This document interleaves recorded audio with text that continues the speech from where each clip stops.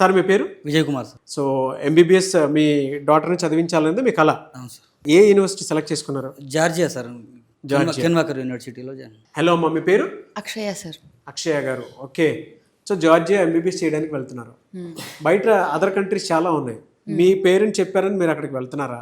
Indian NMC recognition కావాలి కదా sir, అది జార్జియాలో ఉంది. ఇంకా జార్జియా అనేది ఒక safest country and beautiful country అని కూడా విన్నాం కాబట్టి అది జార్జియా వెళ్ళడం బెటర్ అని ఫిక్స్ అయినాం.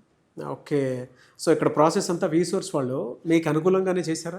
అసలు మాకు దీని తర్వాత పీజీ ఇక్కడ చేస్తే బాగుంటుంది, దాని తర్వాత మనకి లైసెన్స్ అయినా రావడానికి ఎట్లుంటుందో అన్ని ప్రాసెస్ స్టార్టింగ్ నుంచి అన్నీ మాకు ఎక్స్ప్లెయిన్ చేసేది సార్ వీసోర్స్ వాళ్ళు మంచిగా. ఆడపిల్ల కదా, సేఫ్టీ సెక్యూరిటీ అవన్నీ చూసుకుంటారు. హాస్టల్ కూడా వాళ్ళదే, ఇండియన్ ఫుడ్ కూడా ఉంటుంది అని కూడా చెప్పారు సార్. మళ్ళీ నేను కెన్వాకర్ ఇంటర్నేషనల్ యూనివర్సిటీ చూస్ చేసుకున్నది ఎందుకంటే పీజీ కూడా ఇప్పుడు ఆ యూనివర్సిటీలో ఒక యూఎస్ఎంఎల్ఏ అని ఒక ఎంట్రన్స్ ఎగ్జామ్ ఉంటుంది. ఆ ఎగ్జామ్ క్లియర్ చేస్తే మనం యూఎస్ఏలో ఫ్రీ పీజీ చేయొచ్చు. ఆ ఎగ్జామ్ క్లియర్ చేయడానికి కెన్వాకర్ యూనివర్సిటీలో మనకి డే 1 నుంచి క్లాసెస్ ఉంటాయి.